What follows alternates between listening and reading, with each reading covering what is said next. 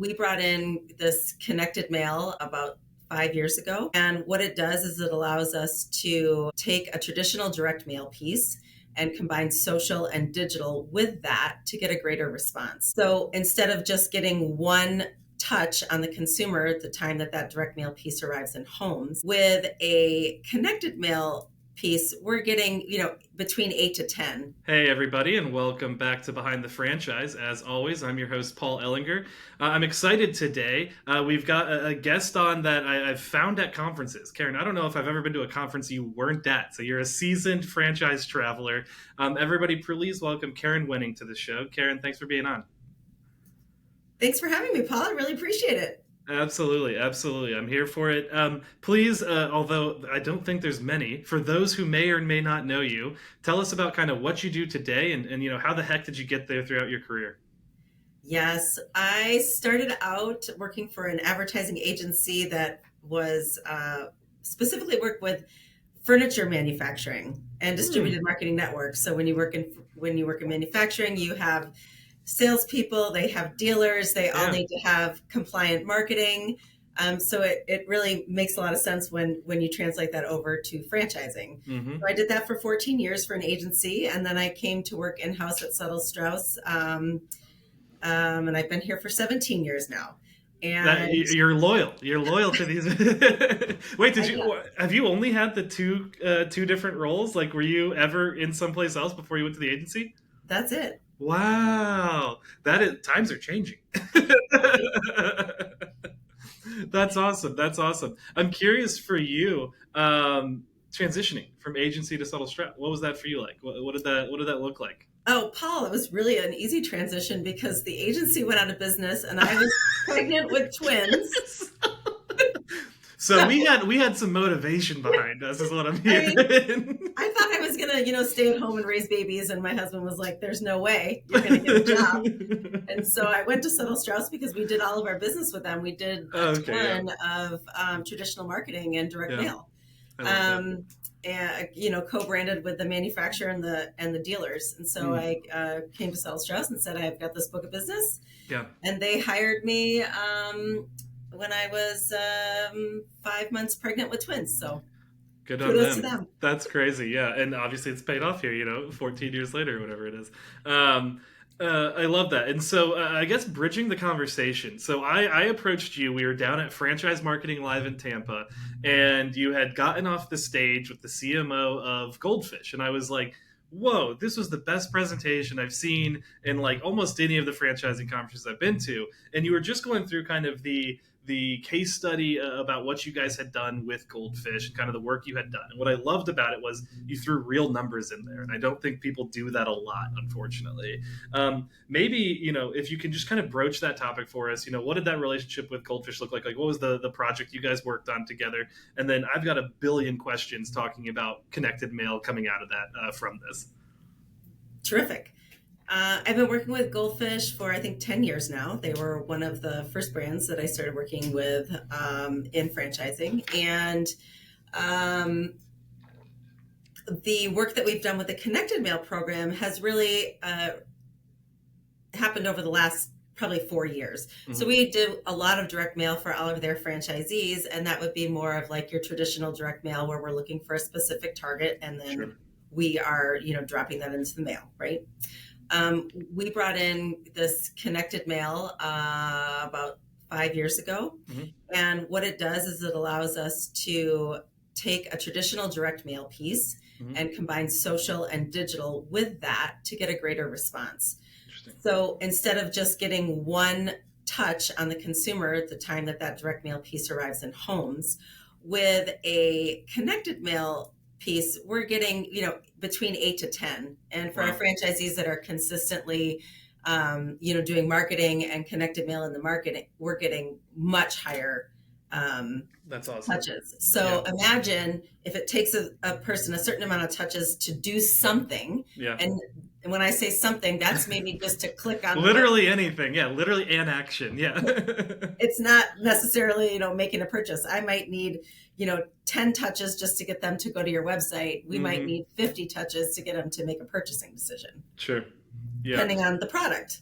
Yeah, it's something I was just talking to Mark over at DevHub, the CEO of DevHub, and he was kind of lamenting. He's like, it's like 27 touch points now, you know. And I'm curious for you, have you seen that number shift in the last, decade and a half that you've been working with Suttle-Straus? How many touch points it does take a consumer to start converting? It's so different for every single brand you work with, right? Interesting. So, Yeah. like, if you're looking at a QSR and we're talking Hmm. about buying a pizza versus, a swim lesson versus, childcare, which is, let's say $17,000 a year in tuition, it's going to take a whole lot more touches than it Yeah. is to go buy a smoothie. Yeah, yeah. Do you see it being directly related to kind of ticket size? Where it's like more touch points for larger ticket, or are there some variations that exist in there? I, it's usually more touches. Yeah, At least that's what I've learned from my clients that really have a clear understanding of what their customer journey looks like and how many yeah, touches it takes. yeah. And I think, excuse me, building off of that, how much is that your education of like, hey, we do need a lot of touch points? It's not so much my education, but that's the information that I'm trying to collect from prospects and customers to make sure that a direct mail is actually going to work for them. Because if I don't think it's going to work, then I'm not going to recommend it. Yeah, no, that's totally fair. I'm curious when it comes to direct mail. So something I'm thinking about a lot lately. I think it's kind of coming back. Like I think people are pretty exhausted from so many digital touch points. Do you think like mail is becoming more important than maybe it was 5, 10, 15, 20 years ago? I think it's cyclical, like most Yeah. things.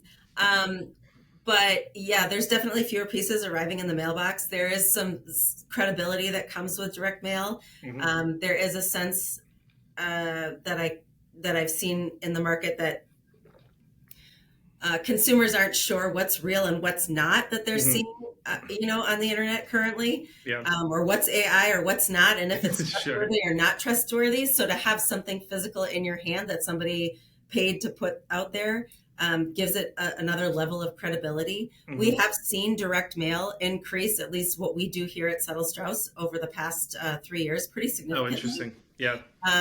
So That lines up directly with the explosion of AI, like literally one to one. I think that's true. Yeah, yeah, that's crazy. Um, I love that, and I think one of the things, harkening back to the presentation you had given with Goldfish, you really talked about the lifetime value created, and I think that's something we always talk about with the franchise brands we work with as well, which is um, understanding marketing as an investment comes naturally to some, comes far less naturally to a lot of people. And I think having that lifetime value, we always preach that. We're like, hey, you need to have this because it really showcases, like, hey, this is what these ads actually mean. It means that you've locked somebody in and they're actually worth 5 years of value because once they use us, we know that 62% of them stay with us. I'm curious how you bring that to customers and how you work with customers on that because I do think it's such an important thing to educate franchisees on. Well, first, I am shocked when I ask like audiences Hmm. if they know what their lifetime value of a customer is. And Hmm. even at Franchise Marketing Live, I mean, there were very few hands that went up. Yeah. And I don't know how you can do any marketing without knowing that. Yeah, because the Because payback is how how can do you you know the ROI? calculate ROI? Yeah. And it's going to be different for every single franchisee. Obviously, most franchisees don't have the same. We don't have the same pricing across the board, Sure. nationally. So every Hmm. franchisee is going to have a different lifetime value.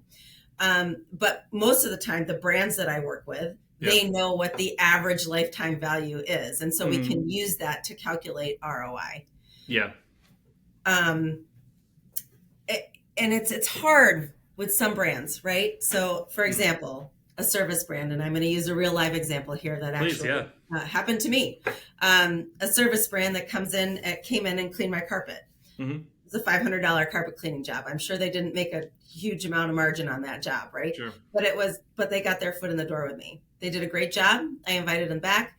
They came back and they're doing a $800 grout cleaning job for Mm. me in my house. Yeah. But in the time between the first carpet cleaning and this grout cleaning, my husband's apartment building had a fire. Oh no. So one apartment is completely destroyed, and then when the fire department came in, obviously the apartment We've now underneath destroyed a part about was underneath also it. destroyed. So Yeah. we invited them to come back for a restoration job. Yeah. Well, that's the kind of job that they want, right? Right, right. Yeah, that is a So multi-thousands of dollars job, I would imagine.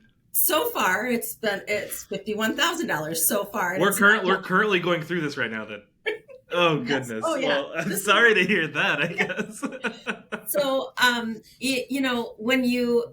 when a franchisee runs a connected mail campaign and they're like, well, but I only got 3 carpet cleanings, and that doesn't even pay for what the campaign costs. You really have to think of direct mail as, number one, it's always a brand play, Yeah. right?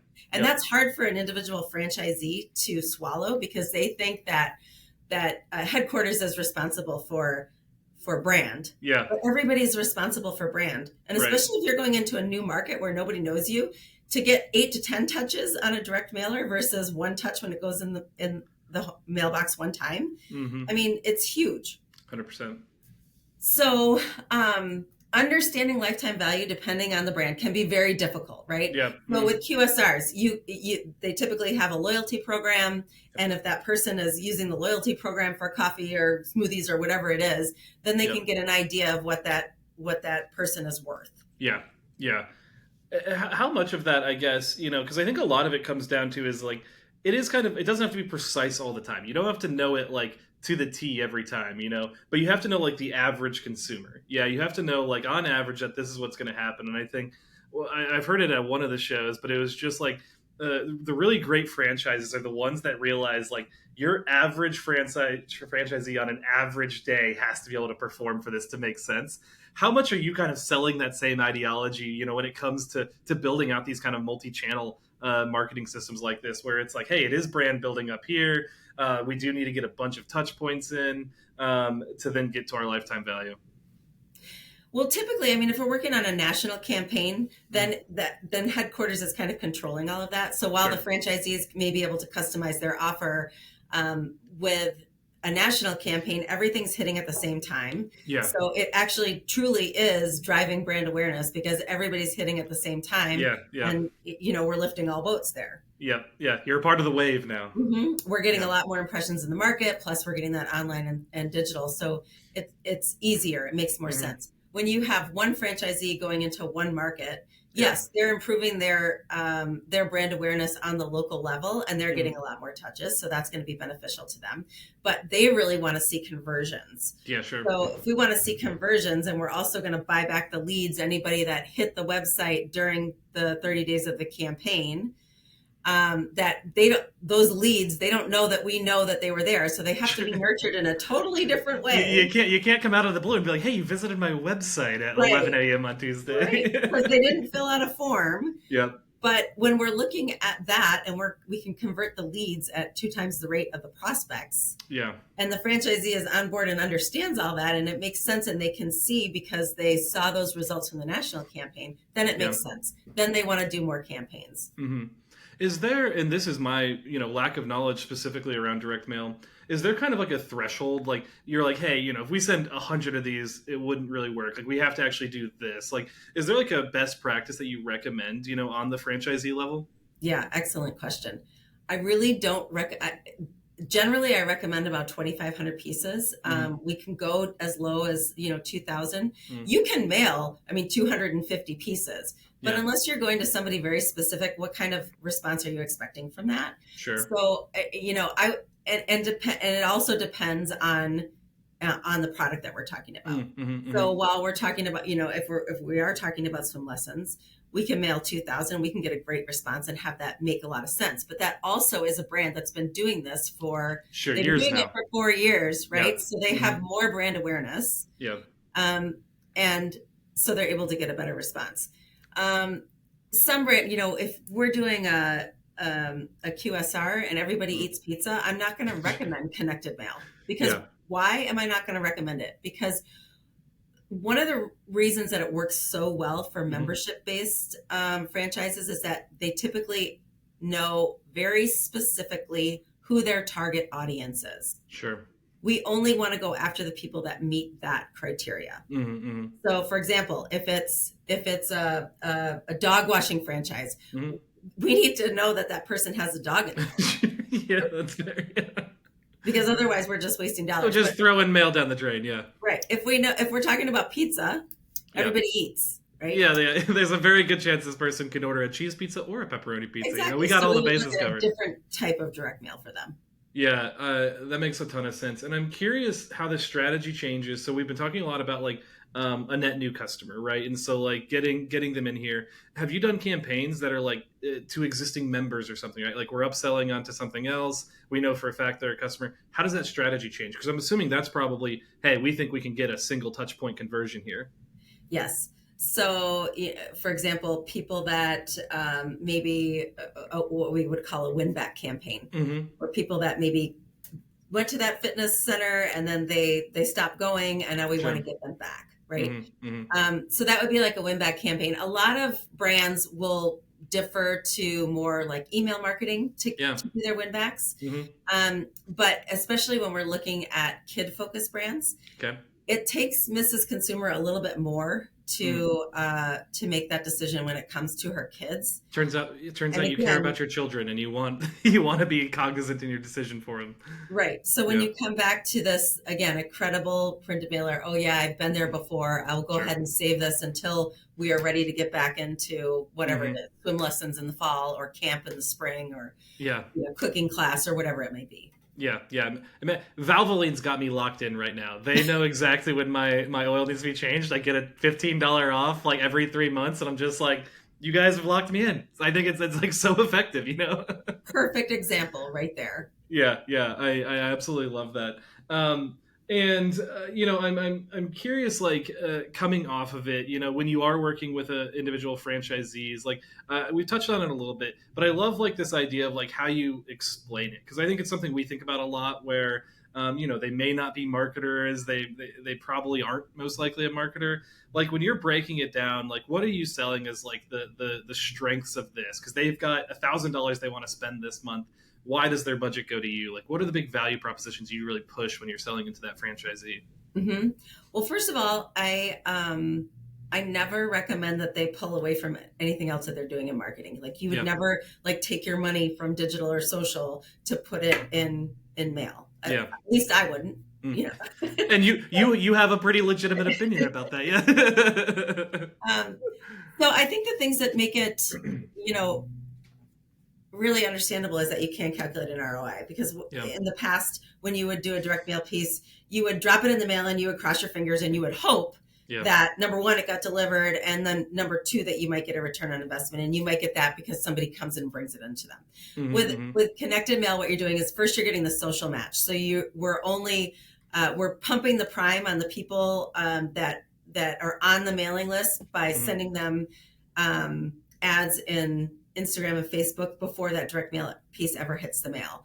The next thing that's happening is informed delivery. So if that consumer is signed up for informed delivery with the United States Post Office, they're going to get an email. The email open rates on those is 60%. And it's more than half of the people on the mailing list. 60% is insane. People sign up for that every year, or every month. 1 million people. Wow. I signed up for it a couple of years ago. It is awesome. I will say it's awesome.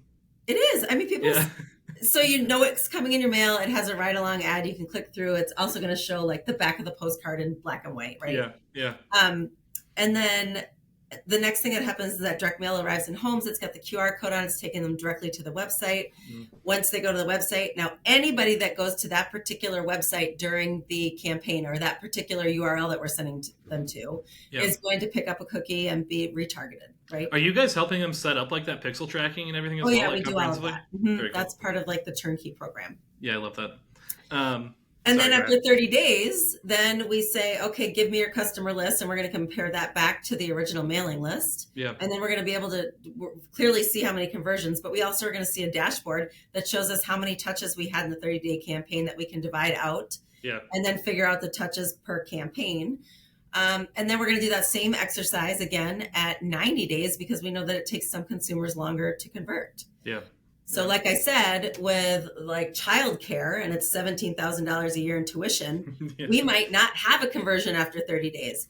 Yeah. It may not matter, because what we're really after is getting more touches, because we need that Mrs. Consumer to come in and take the tour. So Yeah. we're more interested in the touches Yeah. than we are in the conversions. But after 90 days, we usually do have at least one conversion, Yeah. which makes the campaign more Totally than worth pay it. for itself, right? Yeah. Yeah, no, that's super interesting. And I'm curious, just in your time doing this, how has that level of like data availability and personalization changed? Like I imagine it's got to be drastic night and day difference from when you started to where you are now. So different. I think, and you probably see this too, that there's a lot of talk about data and the data that you're collecting, but there's a Oh lot of yeah. brands that aren't really collecting the There's data. a lot of big data that is it big? I don't know. Yeah, absolutely. So as far as like customization and personalization and variability, I Mm-hmm. mean, direct mail has had that capability for many, many years. Mm-hmm. But again, it's always going to be based on the information that you have. So Mm-hmm. your Valvoline, if they Yeah. know the make and model of your car, I mean, all of that could be pulled Yeah. into a variable data piece, and that Mm-hmm. we've been doing that for years and years. Yeah. But most people weren't collecting the right information to do that. Sure. So the more information that we have, and we can pull a list and say, well, these customers were previous customers that were prospects that came back. That gives us the information to say, okay, well, next year, let's look at doing a win back campaign, because Yeah. look Yeah. at how Yeah. many customers we won back from this campaign. Yeah. Yeah. Right. So that's what we're doing too, is every year that we're looking at what we did and how we did it and how we could do it better. Yep. And I think that data is it's a huge piece of it. Yeah, yeah. I'm. I imagine that's got to be easier for you on the franchisor side than the franchisee sometimes, where it's like coming into organized data at the franchise system, probably a little more structured, probably a little more put together generally for you. Yes, but it depends on how the brand has it structured. Sure. Because some brands will control it at headquarters, but they access it Oh, locally, locally. Yeah, right? yeah, yeah, But yeah. other brands, their franchisees do it, and if they are not collecting the right information, then it makes it very difficult. Because, for Yeah. example, if I'm suppressing a mailing list, so we don't want to be mailing to, you don't want to mail to your existing customers, right? Right. You want to suppress them. But if we're not collecting, if that franchisee is not collecting the actual physical address Oh, of yeah. where they You're buy not getting that product, data to actually suppress it then. Yeah. no, because Yeah. my name could be Karen Wenning, it could be Mrs. Wenning, it could be Miss Sure. Wenning, it could be Kay Wenning, right? Yeah. Like you can't match on name. Yeah, yeah, yeah. That's interesting, and I guess that is something where like I'm like just thinking through our marketing process, and I'm like we collect it's variable based on the touch point with the customer, like where we're even collecting that data, what information we do collect. So it does get messy almost all the time, I would guess. Mm-hmm. Well, I was talking to a brand the other day, and their new emerging brand, and it was like, are you like, what are your busiest times of the year? And they Mm-hmm. weren't sure, and it was like, okay, what are the life events that cause somebody to use your brand? Yeah, And they weren't sure. So, and that was okay, but if yeah. you have, We got to do some discovery before we implement something, or else this is right, going to go bad for everybody. Yeah, you have a location now, these are the kind of things that you should start thinking about, yeah, because there are life events that are going to trigger yeah. X, Y, and Z, Just whether it's naturally.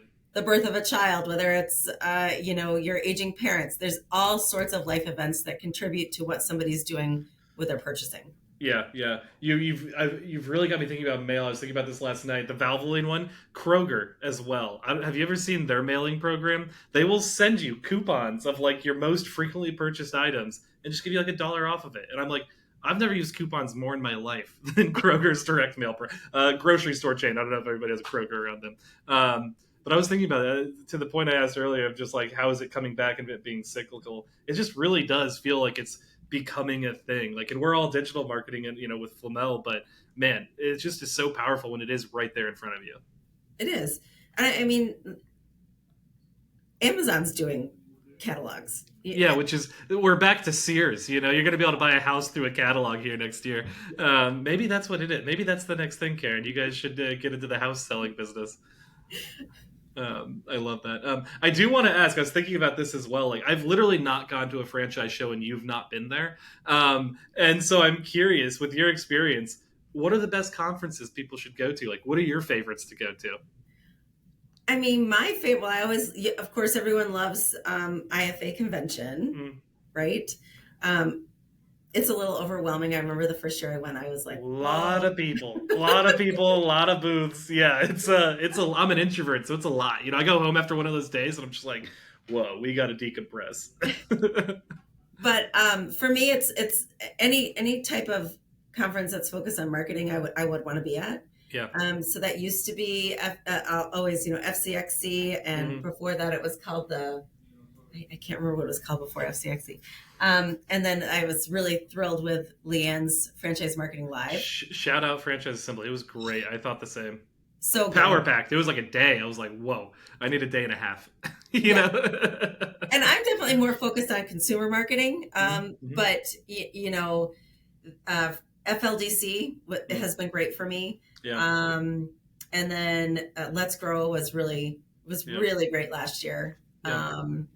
So I try to go to as many conferences as I possibly can. Obviously, You do well. You do well. Yeah. we have limited budgets, and yeah. so I change it up a little bit every year, and I try a new one every year. Mhm. This year I tried a couple new ones to kind of make decisions about what I should do. But Springboard is great. I personally always enjoy Unconference. It's a different Mm. type of a conference, and it's a lot Yeah. smaller. Yeah. But it's really great for Really intentional conversations. intentional. That's exactly right. Yeah. And No, relationship building.